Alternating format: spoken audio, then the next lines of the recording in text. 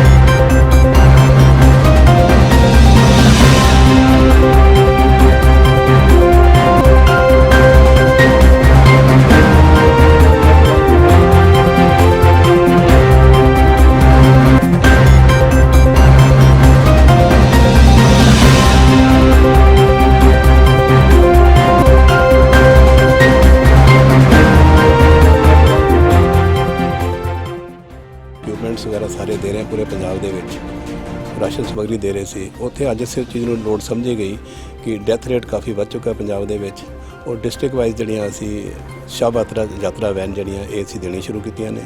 तकरीबन 20-22 जड़ियाँ वैन असी ऑलरेडी दे चुके हैं तो अज जड़ी लुधियाना विच असी मानयोग DC साहब तो CP साहब ने जड़ियाँ चाबियाँ इहदियां शव वैन दियां दित्तियां ने तां जो ये साडे दिन दे काम आ सके। दूसरा जड़ियाँ साडी एक स्कीम जी चल रही है लैबोरेटरीज़ की, तो असी हुण तकरीबन 18 लैबोरेटरी साडे खुल चुके हैं पंजाब दे विच। तो CP साहब ने दस्सिया सी कि इत्थे एक तो मुलाजम काफ़ी ज़्यादा ने, दूसरा एक एरिया सेंटर प्लेस पैंदा है। तो अज असी विजिट की है तो बहुत जल्दी जी असी इस एरिया में जी लैबोरेटरी साडी पूरी full fledged up to ECG तक साढ़े सारे जो टेस्ट ने और ECG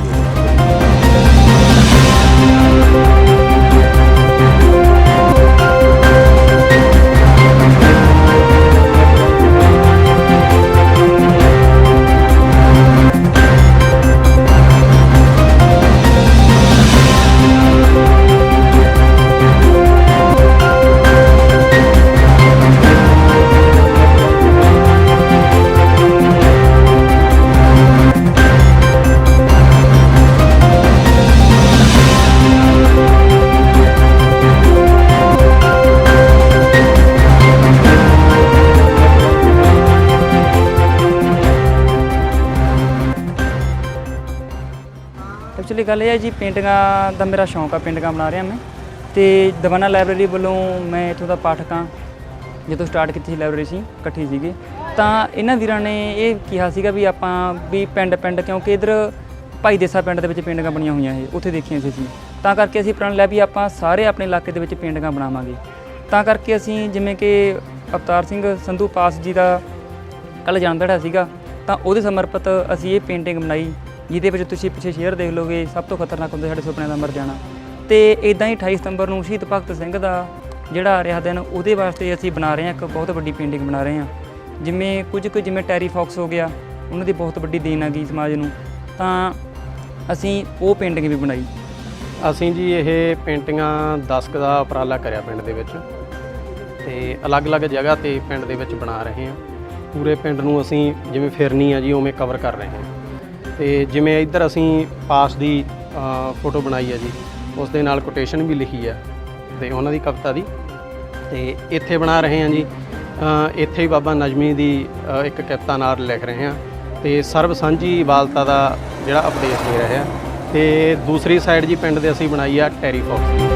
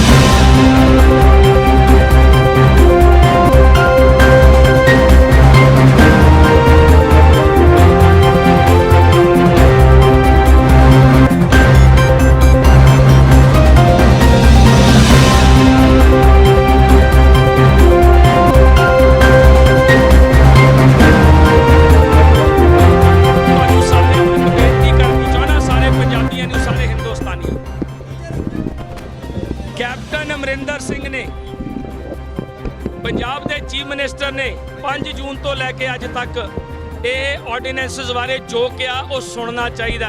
ਕਿਸਾਨ ਮੇਲੇ ਦੀ ਪਰਸੋਂ ਜਿਹੜੀ ਉਹਨਾਂ ਨੇ ਸਪੀਚ ਦਿੱਤੀ ਆ ਚੌਥੇ, ਉਹ ਸਪੀਚ ਜ਼ਰੂਰ ਸੁਣਨੀ ਚਾਹੀਦੀ ਹੈ। ਉਸ ਸਪੀਚ ਦੇ ਵਿੱਚ ਕੈਪਟਨ ਅਮਰਿੰਦਰ ਸਿੰਘ ਦੇ ਦਿਲ ਦਾ ਦਰਦ ਵੇਖਿਆ ਗਿਆ।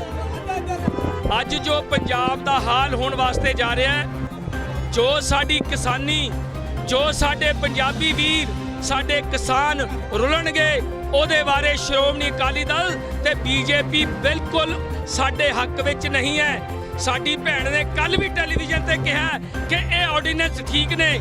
ਸਾਰੇ ਜਣੇ ਟੈਲੀਵਿਜ਼ਨ ਦੇਖੋ, ਮੈਂ ਸਾਰਿਆਂ ਨੂੰ ਕਹਿਣਾ, ਸਾਡੀ ਭੈਣ ਹਰਸਿਮਰਤ ਕੌਰ ਬਾਦਲ ਨੇ ਕਿਹਾ ਕਿ ਮੈਂ ਇਹ ਆਰਡੀਨੈਂਸਸ ਨੂੰ ਠੀਕ ਮੰਨਦੀ ਹਾਂ, ਲੇਕਿਨ ਇਹ ਕਿਸਾਨ ਵਿਰੋਧ ਕਰਦੇ ਨੇ। ਰਾਜਦੀਪ ਸਰਦਸਾਈ ਨੇ ਇੰਟਰਵਿਊ ਲਈ ਆ ਸਾਡੀ ਭੈਣ ਦੀ, ਬਾਕੀ ਚੈਨਲਾਂ ਨੇ ਵੀ ਲਈ ਹੈ, ਅੱਜ ਵੀ ਉਹ ਚੈਨਲ ਤੇ ਚੱਲ ਰਿਹਾ ਹੈ। ਸਾਡੀ ਭੈਣ ਕਹਿੰਦੀ ਹੈ, ਰਾਜਦੀਪ ਸਰਦਸਾਈ ਨੇ ਸਵਾਲ ਪੁੱਛਿਆ ਅੰਗਰੇਜ਼ੀ 'ਚ ਕਿ ਭੈਣ ਜੀ ਇਹ ਦੱਸੋ ਕਿ ਤੁਸੀਂ ਇਸ ਬਿੱਲ ਦੇ ਹੱਕ ਚੋਂ ਵਿਰੋਧ ਚੋਂ? ਉਹ ਕਹਿੰਦੀ ਮੈਂ ਇਸ ਬਿੱਲ ਦਾ ਵਿਰੋਧ ਨਹੀਂ ਕਰਦੀ, ਇਹ ਸਾਡੇ ਕਿਸਾਨ ਵਿਰੋਧ ਕਰਦੇ ਨੇ। ਮੋਦੀ ਸਾਹਿਬ ਨੇ ਰਿਜ਼ਾਈਨ ਵੀ ਲੈ ਲਿਆ, ਹਾਲੇ ਵੀ ਸ਼੍ਰੋਮਣੀ ਅਕਾਲੀ ਦਲ ਦੇ ਵੱਡੇ ਲੀਡਰ ਇਹ ਬਿੱਲਾਂ ਨੂੰ ਜਸਟੀਫਾਈ ਕਰ ਰਹੇ ਨੇ। ਉਹ ਕਿੱਥੇ ਮਰਾਂਗੇ ਜਾ ਕੇ ਆਪਾਂ? ਇਹ ਸਾਡਾ ਕਿਸਾਨ, ਇਹ ਸਾਡਾ ਪੰਜਾਬ ਮਰੂਗਾ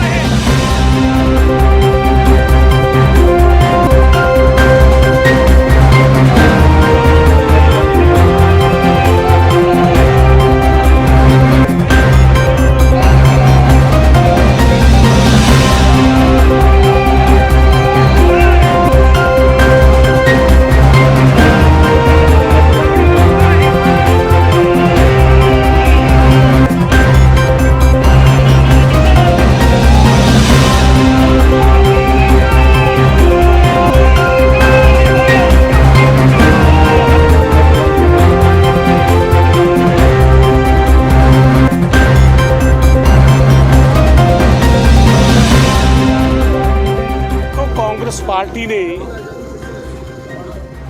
ਦੇਸ਼ ਦੀ ਆਜ਼ਾਦੀ ਤੋਂ ਬਾਅਦ,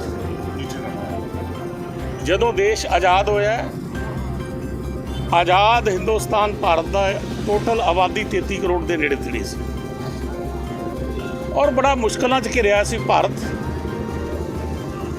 ਕਾਂਗਰਸ ਪਾਰਟੀ ਦੀ ਸਰਕਾਰ ਨੇ, ਉਦੋਂ ਦੇ ਪ੍ਰਧਾਨ ਮੰਤਰੀ ਨੇ ਫੈਸਲਾ ਲਿਆ ਹੈ ਕਿ ਆਜ਼ਾਦ ਹਿੰਦੁਸਤਾਨ ਨੂੰ ਤਕੜਾ ਕਿਵੇਂ ਕੀਤਾ ਜਾ ਸਕੇ, ਲੋਕਾਂ ਨੂੰ ਕਿਵੇਂ ਬਚਾਉਣਾ ਹੈ। ਔਰ ਉਸ 33 ਕਰੋੜ ਵਾਸਤੇ ਵੀ ਬਾਹਰੋਂ ਅਨਾਜ ਮੰਗਾਉਂਦੇ ਸੀ, ਹੱਥ ਅੱਡਦੇ ਸੀ। ਫੌਜ ਸਾਡੀ ਕਮਜ਼ੋਰ ਸੀ ਔਰ ਕਾਂਗਰਸ ਪਾਰਟੀ ਦੀ ਹਿੰਦੁਸਤਾਨ ਦੀ ਸਰਕਾਰ ਨੇ ਉਦੋਂ ਇੱਕ ਫੈਸਲਾ ਲਿਆ, ਜੈ ਜਵਾਨ ਜੈ ਕਿਸਾਨ ਦਾ ਨਾਰਾ ਦਿੱਤਾ। ਆਜ਼ਾਦ ਭਾਰਤ ਵਾਸੀਆਂ ਨਾਲ ਵਾਅਦਾ ਕੀਤਾ ਕਿ ਜਵਾਨ ਤੇ ਕਿਸਾਨ ਅਸੀਂ ਤਕੜਾ ਕਰਾਂਗੇ। ਜਿਹੜਾ ਜਵਾਨ ਆ ਸਾਡੀ ਸਰਹੱਦਾਂ ਤੇ ਤਕੜਾ ਹੋ ਕੇ ਲੜੇ, ਸਾਡੀ ਰਾਖੀ ਕਰੇ ਦੇਸ਼ ਦੀ, ਔਰ ਕਿਸਾਨ ਇੰਨਾ ਤਕੜਾ ਹੋਏ ਕਿ ਉਹ ਸਾਨੂੰ ਬਾਹਰੋਂ ਹੱਥ ਅੱਡ ਕੇ ਅਨਾਜ ਮੰਗਣਾ ਨਾ ਪਵੇ ਢਿੱਡ ਭਰਨ ਵਾਸਤੇ। ਅਸੀਂ ਹਰ ਹੀਲੇ ਪਾਰਲੀਮੈਂਟ ਘੇਰਨ ਦਾ ਜਿਹੜਾ ਪ੍ਰੋਗਰਾਮ ਬਣਾਇਆ ਉਹਨੂੰ ਸਿਰੇ ਚਾੜਾਂਗੇ। ਅਸੀਂ ਹਜ਼ਾਰਾਂ ਦੀ ਗਿਣਤੀ ਦੇ ਵਿੱਚ 23 ਤਰੀਕ ਨੂੰ ਫਤਿਹਗੜ੍ਹ ਸਾਹਿਬ ਦੀ ਪਵਿੱਤਰ ਧਰਤੀ ਤੋਂ ਹਜ਼ਾਰਾਂ ਦੀ ਗਿਣਤੀ 'ਚ ਮੋਟਰਸਾਈਕਲ ਕਾਲੇ ਝੰਡੇ ਹੱਥਾਂ 'ਚ ਫੜ ਕੇ ਜਾਵਾਂਗੇ। ਰੋਸ ਕਿ ਮੋਦੀ ਸਾਹਿਬ ਦੇ ਅੱਗੇ ਬੈਨ ਪਾਵਾਂਗੇ ਜਾ ਕੇ ਕਿ ਇਹ ਪੰਜਾਬ ਨੂੰ ਖਤਮ ਕਰੇਗਾ। ਇਹ ਪੰਜਾਬੀ ਕਿਸਾਨਾਂ ਦੇ ਡੈਥ ਵਾਰੰਟ ਹੈਗੇ, ਜਿਹੜਾ ਖੇਤੀ ਸੁਧਾਰ ਬਿੱਲ। ਤੁਸੀਂ ਯਾਦ ਕਰੋ, ਅਸੀਂ 300 ਕਿਲੋਮੀਟਰ ਲੰਬੀ ਯਾਤਰਾ ਅੱਜ ਤੋਂ ਕੋਈ 3 ਮਹੀਨੇ ਪਹਿਲਾਂ ਜਦੋਂ ਖੇਤੀ ਸੁਧਾਰ ਆਰਡੀਨੈਂਸ ਆਏ ਸੀ, ਬਹੁਤ ਗਿਣਤੀ ਪੰਜਾਬ ਦੇ ਲੋਕਾਂ ਨੂੰ, ਕਿਸਾਨਾਂ ਨੂੰ ਨਹੀਂ ਪਤਾ ਸੀ ਵੀ ਇਹਦੇ ਪ੍ਰਭਾਵ ਕੀ ਪੈਣੇ ਆ। ਅਸੀਂ ਲੱਖਾਂ ਦੀ ਗਿਣਤੀ 'ਚ 300 ਕਿਲੋਮੀਟਰ ਸਾਈਕਲ ਯਾਤਰਾ ਦੌਰਾਨ ਹਜ਼ਾਰਾਂ ਪਿੰਡਾਂ 'ਚ ਗਏ, ਲੱਖਾਂ ਦੀ ਗਿਣਤੀ 'ਚ ਪੈਂਫਲੇਟ ਵੰਡਿਆ, ਸਪੀਚ ਕੀਤੀ, ਮੀਡੀਆ ਜ਼ਰੀਏ ਲੋਕਾਂ ਨੂੰ ਅਵੇਅਰ ਕੀਤਾ ਜਾ। ਉਸ ਜਾਗਰੂਕਤਾ ਦੀ ਬਦੌਲਤ ਇੱਕ ਦਬਾਅ ਬਣਿਆ ਕਿ ਸੂਬਾ ਸਰਕਾਰ ਨੂੰ ਵਿਧਾਨ ਸਭਾ ਦੇ ਅੰਦਰ ਇੱਕ ਪ੍ਰਸਤਾਵ ਲੈ ਕੇ ਆਉਣਾ ਪਿਆ ਰੱਦ ਕਰਨ ਸੰਬੰਧੀ ਖੇਤੀ ਸੁਧਾਰ ਆਰਡੀਨੈਂਸ। ਅੱਜ ਮੈਂ ਮੁੱਖ ਮੰਤਰੀ ਸਾਹਿਬ ਨੂੰ ਇੱਕ ਓਪਨਲੀ ਅਪੀਲ ਕਰਦਾ ਕਿ ਉਹ ਅਗਵਾਈ ਦੇਣ। ਉਹ ਸਾਡੇ ਸੂਬੇ ਦੇ ਮੁੱਖ ਮੰਤਰੀ ਹੈ, ਖੇਤੀ ਪ੍ਰਧਾਨ ਸੂਬੇ ਦੇ ਸੀਐਮ ਅਗਵਾਈ ਦੇਣ। ਜਿੰਨੀਆਂ ਕਿਸਾਨ ਜਥੇਬੰਦੀਆਂ, ਜਿੰਨੀਆਂ ਪੋਲੀਟੀਕਲ ਪਾਰਟੀਆਂ ਵਿਰੋਧ ਕਰਦੀਆਂ ਖੇਤੀ ਸੁਧਾਰ ਬਿੱਲਾਂ ਦਾ, ਉਹਨਾਂ ਸਾਰਿਆਂ ਨੂੰ ਇੱਕ ਝੰਡੇ ਥੱਲੇ ਰੱਖਣ, ਖੁਦ ਅਗਵਾਈ ਕਰਨ, ਖੁਦ ਮੁੱਖ ਮੰਤਰੀ ਸਾਹਿਬ ਅਗਵਾਈ ਕਰਕੇ ਸਾਨੂੰ ਪਾਰਲੀਮੈਂਟ ਤੱਕ ਲੈ ਕੇ ਜਾਣ ਜਾਂ ਪ੍ਰਧਾਨ ਮੰਤਰੀ ਦੀ ਕੋਠੀ ਦਾ ਘਿਰਾਓ ਰੱਖਣ, ਤਾਂ ਜੋ ਕੇਂਦਰ ਸਰਕਾਰ ਦੇ ਉੱਤੇ ਇੱਕ ਮਜ਼ਬੂਤ ਦਬਾਅ। ਤੇ ਹੋ ਸਕਦਾ ਜੇ ਮੁੱਖ ਮੰਤਰੀ ਸਾਹਿਬ ਸਾਡੀ ਅਪੀਲ ਮੰਨ ਲੈਣ ਤੇ ਕੇਂਦਰ ਸਰਕਾਰ ਦਬਾਅ ਦੇ ਵਿੱਚ ਆ ਕੇ ਇਹ ਕਾਨੂੰਨ ਡਰੌਪ ਕਰ ਦੇਵੇ।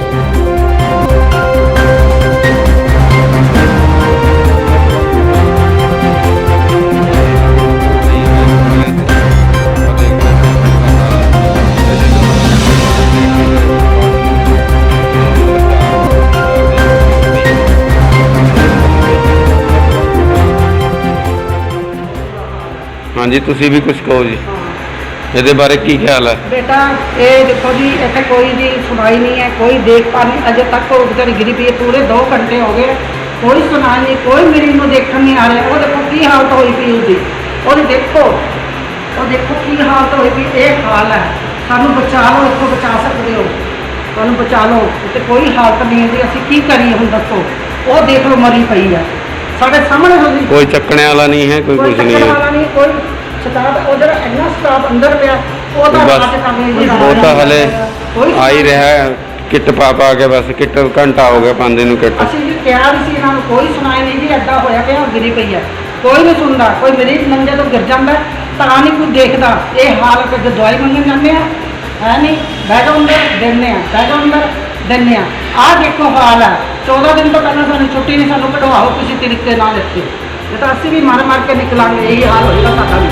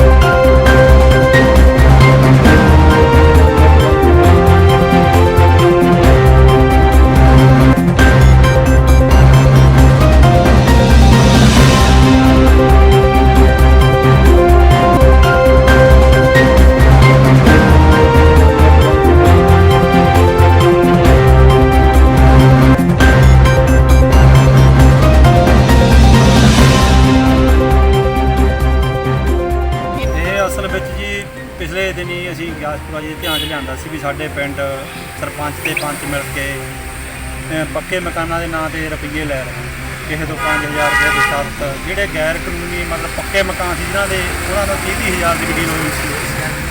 ਤੇ ਇਹਦੇ ਸੰਬੰਧ 'ਚ ਫਿਰ ਅਸੀਂ ਵੀਡੀਓ ਜੋ ਵੀ ਉੱਥੇ ਮੀਟਿੰਗ ਹੋਈ ਉਹਦੇ ਵਿੱਚ ਵਾਇਰਲ ਕੀਤੀ। ਉਸੇ ਵੀਡੀਓ ਦੀ ਰੰਜਿਸ਼ ਤਹਿਤ ਬੱਬੂ ਵੀਰ ਨੂੰ ਅੱਜ ਲੈ ਕੇ ਆਏ ਨੇ ਥਾਣੇ ਤੇ ਬਾਅਦ ਛੱਡਣ ਵੀ ਗਏ ਨੇ। ਇਹਨੂੰ ਕਿਰਾਇਆ ਧਮਕਾਇਆ ਵੀ ਆ। ਉੱਦਾਂ ਵੀ ਸਰਪੰਚ ਧਮਕੀਆਂ ਦਿੰਦਾ ਫਿਰਦਾ ਵੀ ਜਗਰਾਜ ਤਾਂ ਇੱਕ ਹਫ਼ਤੇ ਦਾ ਹੀ ਪ੍ਰਾਹੁਣਾ, ਅਸੀਂ ਇਹਦਾ ਇਲਾਜ ਕਰ ਦੇਣਾ। ਨਾਲ ਦਿਆਂ ਨੂੰ ਵੀ ਡਰਾ ਧਮਕਾ ਰਿਹਾ।